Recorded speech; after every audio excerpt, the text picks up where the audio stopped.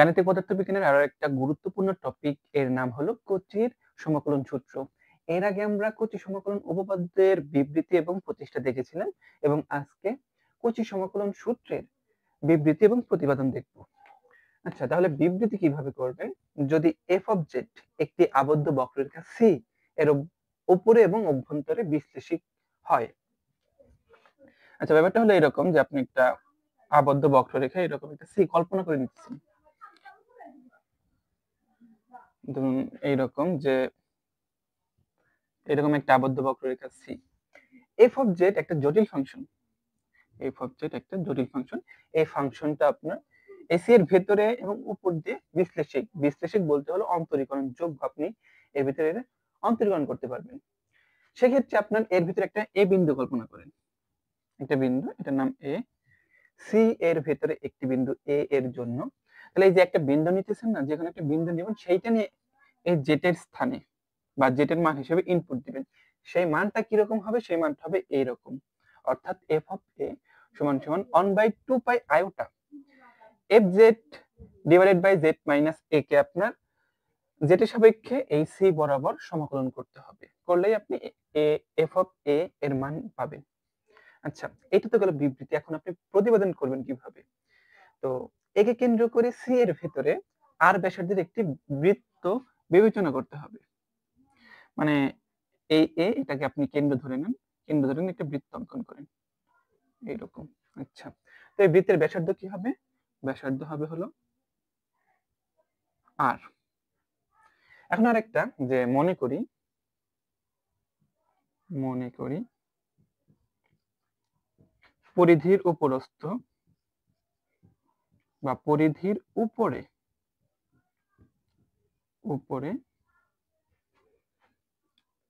যে কোনো বিন্দু আপনার জেড, জেড বলতে এখানে আপনার জটিল সংখ্যা বোঝানো হচ্ছে। আপনার এই পরিধির যে কোনো একটা বিন্দু জেড হবে, তো এক্ষেত্রে এটা আপনার জেড ধরে নেন। সেক্ষেত্রে আপনার বৃত্তের সমীকরণ কিভাবে হবে? বৃত্তের সমীকরণ হবে আপনার জেড পরিধি বিয়োগ কেন্দ্র মডুলাস সমান সমান আর। আচ্ছা, এরকম। এখন যদি মডুলাস তুলে দেন, সেক্ষেত্রে আপনি পাবেন হলো জেড মাইনাস এ সমান সমান R E to the power iota theta. এবং আরেকটু কাজ করলে আপনি পাবেন জেড সমান সমান A plus R E to the power iota theta. আচ্ছা, তবে এইগুলো আসলো কিভাবে, এটা আপনাদের প্রশ্ন থাকতে পারে। আচ্ছা, বিষয়টা দেখেন, আপনার এখানে জেড মাইনাস এ এটা আপনার জটিল সংখ্যা। তো এই জটিল সংখ্যা এটা কেমন আকারে থাকে? এক্স প্লাস আয়োটা ওয়াই আকারে থাকে। আপনি যদি এদের মডুলাস নির্ণয় করেন, মডুলাসটা হয় এরকম যে root over X square plus Y এর উপরে স্কোয়ার। আচ্ছা, এটা আমাদের ইন্টারে পড়ছি, কাল্পনিক সংখ্যা উচ্চতর গণিতে। তো এখন এরপর আপনি স্কোয়ার করেন, ওয়াই বক্রকে স্কোয়ার করলে আপনার জেড মাইনাস এ এর উপর স্কোয়ার পাবেন সমান সমান আপনি পাবেন হলো X square plus Y square. এটা একটা বিষয়। আচ্ছা, বৃত্তের সমীকরণ কি? যদি বৃত্তের সমীকরণ আপনাদের মনে থাকে, বৃত্তের সমীকরণ হলো আপনার X square plus Y square সমান সমান ব্যাসার্ধ আর এর উপরে স্কোয়ার। সেক্ষেত্রে দেখেন আপনার এইটা আর এটা একই কথা। সেক্ষেত্রে আপনি বলতে পারেন যে জটিল ফাংশনের ক্ষেত্রে বৃত্তের সমীকরণ হবে জেড মাইনাস এ তারপর স্কোয়ার সমান সমান আর এর উপরে স্কোয়ার। এখন উভয় পক্ষ থেকে জাস্ট স্কোয়ারটা ক্যান্সেল আউট করে দিবেন, তাহলে আপনি কি পাবেন? এইটা পেয়ে যাবেন। এখন হলো এইটা কিভাবে আসলো? আচ্ছা, এইটা কিভাবে আসলো সেটা বোঝাই। কোথায় থেকে শুরু করি? আচ্ছা,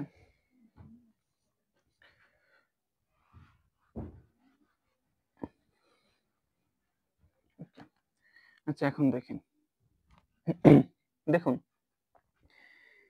এইটাকে যদি আপনি, এইটা তো আপনার কার্তেশিয়ান স্থানাঙ্ক ব্যবস্থায় লেখা আছে, এটাকে আপনি চাইলে পোলার স্থানাঙ্ক ব্যবস্থায় রূপান্তর করতে পারেন। এখানে এক্স আছে, এক্স থাকলে সেটা হবে R cos theta plus iota Y এর জন্য হবে আপনার আর সাইন থিটা। এখান থেকে আপনি চাইলে আর কমন নিতে পারেন, তো উভয় পক্ষ থেকে আর নিলে আপনি এরকম একটা রাশি পাবেন যে এরকম, এবং এই আর এইটুকুর মান আপনার আইটো থিটা, ই টু দি পাওয়ার আইটো থিটা। আপনার প্রথম কথা হলো এটা হলো আপনার এক্স এবং ওয়াই, এটা কার্তেশিয়ান স্থানাঙ্ক ব্যবস্থা, এবং তারপরে আমি এইটাকে পোলার স্থানাঙ্ক ব্যবস্থায় রূপান্তর করছি। যদি আপনাদের এইরকম কোনো অসুবিধা থাকে আপনারা চাইলে পোলার স্থানাঙ্ক ব্যবস্থা এবং কার্তেশিয়ান স্থানাঙ্ক ব্যবস্থার সম্পর্ক কিভাবে প্রতিপাদন করতে হয় সেটা আপনি ইউটিউব থেকে সার্চ দিয়ে দেখতে পারেন, তাহলে কনসেপ্ট আরো ক্লিয়ার হবে। এবং এইটা আপনার সূত্র, এটা বোঝাবুঝি তেমন কিছু নয়, এইটা আপনার সূত্র। তো এখান থেকে আপনি এইটা পাবেন। তো জেড মাইনাস এ সমান সমান R to the power R into E to the power iota theta. আচ্ছা, তাহলে এটা তো জাস্ট আমি একে ওই পাশে নিয়েছি, এখন এর অন্তরীকরণ করব। তাহলে ডি জেড পাবেন সমান সমান D, okay, A plus R E to the power iota theta. তাহলে আপনার কাজটা কি হবে, ডি তে একে করবেন, এই একটা ধ্রুবক, তাহলে 0 পাবেন, প্লাস ডি এ পুরোটুকুকে করবেন, তাই না? তবে আর এখানে ধ্রুবক, আর কি আপনি বাইরে লিখতে পারেন, আপনাকে করতে হবে হলো ই টু দি পাওয়ার আয়োটা থিটাকে করতে হবে। এখন তাহলে 0 0 বাদ যাবে, আর থাকবে E to the power iota theta, এটা এক্সপোনেনশিয়াল ফাংশন, একে যদি আপনি করেন আপনি এটা ফেরত পাবেন। তো E to the power iota theta এবং এর উপরে আয়োটা থিটাকে আবার করতে হবে। এটাকে যদি আবার করেন তাহলে আপনি এরকম পাবেন, আয়োটা ধ্রুবক, তাহলে সেটা বাইরে লিখতে পারেন, তাহলে আই এবং আর একসাথে লিখি, তারপর E to the power iota theta এবং ডি থিটা, এটা এরকমই থাকবে। তো আমাদের একটা মান পাইলাম হলো এখানে আপনার এটা মান পাইলাম, এবং ডিজেড এর একটা মান পেলাম, এবং এই দুইটার মান আমাদের লাগবে। আচ্ছা, এবার দেখুন আপনার কি করতে হবে, এই যে এইটা জাস্ট এইটার দিকে নজর দেন, এইটা সামেশন সি বরাবর F of Z divided by Z minus A D Z, এইটা সমান সমান। আচ্ছা, একটা বিষয় দেখেন, এর আগে আমরা কচি সমাকলন উপপাদ্য পড়েছিলাম, এবং সেই উপপাদ্যের কথা কি ছিল, যে আপনার যে সি একটা বক্ররেখা, আপনার সি, এই সি এর ভিতরে এফ অফ জেড যেটা থাকবে, এফ অফ জেড যেটা থাকবে সেটা আপনার কি হতে হবে, বিশ্লেষিক হতে হবে, এবং এফ অফ জেড মানে একবার অন্তরীকরণ করবেন এফ ড্যাশ অফ জেড, এটা আপনার কি হতে হবে, অন্তরীকরণ যোগ্য হতে হবে এই সি এর ভিতরে এবং উপরে। এফ অফ জেড বিশ্লেষিক এবং এইটা হলো অবিচ্ছিন্ন। যদি এরকম হয় তাহলে আপনার এফ অফ জেড একে আপনি সমাকলন করবেন ডিজেড, তাহলে আপনি শূন্য পাবেন। এটাই হলো আপনার কচি সমাকলন উপপাদ্যের কথা। এখন আরেকটা কাজ করবেন, এর ভিতরে আরেকটা কার্ভ সি ওয়ান অঙ্কন করেন। এখন বিষয়টা দেখেন তো, এইটা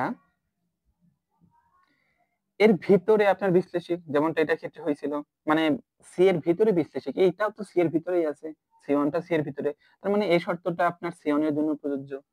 আবার এফ অফ জেড সি এর উপর এবং ভিতরে আপনার অবিচ্ছিন্ন হওয়ার কথা। সি অনেক ক্ষেত্রে কিন্তু এরকম, আপনার এই উপর এবং ভিতরে এটাও অবিচ্ছিন্ন, কারণ এটা তো সি এর ভিতরেই আছে, সি এর ভিতরে অবিচ্ছিন্ন হওয়ার যে কথা, সি অনের ভিতরে অবিচ্ছিন্ন হওয়া সেই কথা। তো এই ক্ষেত্রে এই দুইটা শর্ত, মানে একই কথা আপনি সি অন রেখার জন্য বলতে পারেন, আবদ্ধ বক্ররেখার জন্য। তো এটার জন্য আপনার এটার মান এফ অফ জেড ডিজেড আপনি পাবেন হলো শূন্য, এবং দুটো বিষয় থেকে একটা সিদ্ধান্ত আনতে পারেন, যেহেতু এটা শূন্য এটা শূন্য, আপনার C of F of Z D Z সমান সমান সি টু মানে C one F of Z D Z, এইভাবে লিখতে পারেন। অর্থাৎ ব্যাপারটা হলো আপনার এক সি এর ভিতরে যতগুলোই আপনি অঙ্কন করেন না কেন, সি ওয়ান সি টু বা সি থ্রি যেটা অঙ্কন না করেন না কেন, তাদের সবগুলোর এগুলার মানে শূন্য হবে, মানে সবগুলো একে অপরের সমান হবে। তো এখানে ওই কাজটা আমরা করব।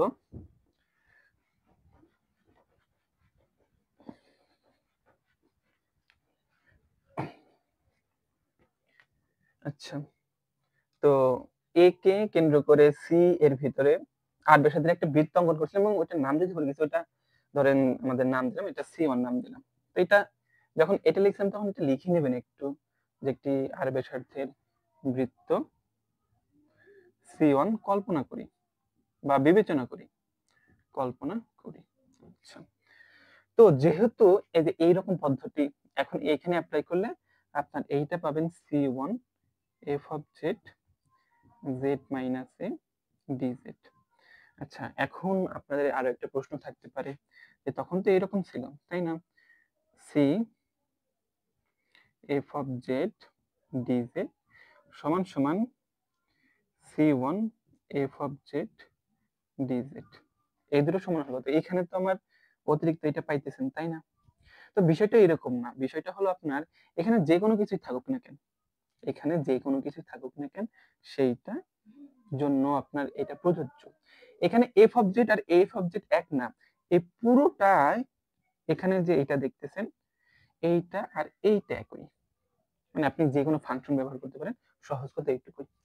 আচ্ছা, এখন এর পরবর্তী line C1 f of z, এটা যেমন আছে তেমন রাখবেন, divided by z minus a, এখানে z মাইনাস a এটার মান বসিয়ে দেবেন, তাহলে আপনি কি পাবেন আর e টু দি পাওয়ার আইটা থিটা। এরপর আপনি dz এর মান বসিয়ে দিবেন, dz এর মান আমাদের এই যে এইটা পাইছি, তো এইটা দিলে আপনার কি হবে iota R e to the power iota theta D theta, এখান থেকে আর কাটবে ই টু দি পাওয়ার আইটা থিটা ই টু দি পাওয়ার আইটা থিটা, তাহলে আপনার বাজে হলো F of Z আইওটা D theta. এবং আরেকটা কথা বলি, যখন আপনি জেড সাপেক্ষের পরিবর্তে আপনার থিটা সাপেক্ষে করতেছেন তখন আপনার এখানে লিমিটও বদলে যাবে। লিমিটটা কি হবে 0 থেকে 2 পাই। এবং 0 থেকে 2 পাই কেন, যখন এখানে সি ছিল এর মান হলো এখান থেকে শুরু করছেন এবং এইখানেই আপনি কি করতেছেন অন্তরীকরণ করতেছেন। পায়ের ক্ষেত্রে এরকম ভাবেন, আপনার এইভাবে আসা মানে কি, আপনি 0 থেকে শুরু করে 360 ডিগ্রি করতেছেন, 60 ডিগ্রি মানে হলো আপনার 2 পাই, তাহলে 0 থেকে 2 পাই করে আপনার সমাকলন করেন 0 থেকে 2 পাই, এবং এই আয়োটা এখানে না লিখে আপনি বাইরে লিখে দেন। আচ্ছা, এরকম পাইলেন। আমরা এইটুকু মান পেয়েছিলাম এর আগের অংশতে। এখন এটার জন্য আমরা কি লিখবো, এরপরে কি লিখতে হবে, বিষয়টা দেখেন আপনার ছিল হলো এরকম, ছিল এরকম, এখানে এ ছিল, এটা হলো আপনার জেড, পরিধি হলো জেড আর এটা হলো আর। এখন একটা কাজ করেন তো, আপনার আরটাকে ছোট করেন, আরটাকে ছোট করেন, তাহলে এখানে এ এটা জেড, আবার একটু ছোট করেন আরটাকে ব্যাসার্ধ, তাহলে বৃত্ত কি হবে ধীরে ধীরে ছোট হয়ে আসতেছে। তো বৃত্ত ধীরে ধীরে ছোট হয়ে আস্তে আস্তে আপনার কেন্দ্র আর এই জেড এক হয়ে যাবে, এখানে কেন্দ্র যে থাকবে এ এবং এই পরিধি জেড এটা এক হয়ে যাবে। অর্থাৎ আপনার কি করতে হবে, এখানে লিখতে হবে যে এখানে জেড টেন্ডস টু জিরো, অর্থাৎ জেড এর মান জিরোর দিকে ধাবিত হলে হলে জেড টেন্ডস টু এ, অর্থাৎ জেড এর মান এর দিকে ধাবিত হতে থাকে, যে এখানে যেমনটা দেখলেন ধীরে ধীরে কি হতেছে ছোট হয়ে আসতেছে বৃত্তটা, তখন পরিধি এবং কেন্দ্রের মাঝে খুব একটা পার্থক্য থাকবে না। যদি এইরকমটা হয় তার মানে আপনি লিমিট হিসেবে জেড এর মানটা আপনার কি করতেছেন এ হিসেবে এখানে ইনপুট দিবেন, তাহলে আপনার পরবর্তী লাইন যেটা পাবেন এইটা F of Z divided by Z minus A D Z সমান সমান iota 0 2 pi F of A D theta সমান সমান এফ অফ এ এখন হলো ধ্রুবক, আপনি এটাকে বাইরে নিয়ে আসবেন, বাইরে নিয়ে আসলে আপনার হবে এফ অফ এ 0 থেকে 2 পাই ডি থিটা সমান সমান আয়োটা এফ অফ এ, এখানে আপনি করলে থিটা পাবেন, ডি থিটাকে সমাকলন করলে এবং এর লিমিট হবে 0 থেকে 2 পাই। তো আয়োটা এফ অফ এ, এখানে আপনি যদি করেন 2 পাই থেকে 0 বাদ দিতে হবে, তো 0 লিখলাম, জাস্ট 2 পাই লেখেন, এটা পেলেন। অর্থাৎ এইটার মান সি বরাবর F of Z divided Z minus A DZ, এটার মান হলো এইটা। এখন আপনি কি করবেন, এইটাকে এই পাশে নিয়ে আসবেন, তাহলে আপনার কি পাবেন, 1 ডিভাইডেড 2 পাই পাবেন। এবং একেও ধরে নিয়ে আসেন, একে ধরে নিয়ে আসলে আপনি এইরকম পাবেন। অর্থাৎ আপনি কি পাচ্ছেন, আপনি এফ অফ এ সমান সমান 1/2 পাই সি বরাবর সমাকলন F of Z Z minus A D Z, এবং এটাই হলো আপনার 25টা হয়ে গেল।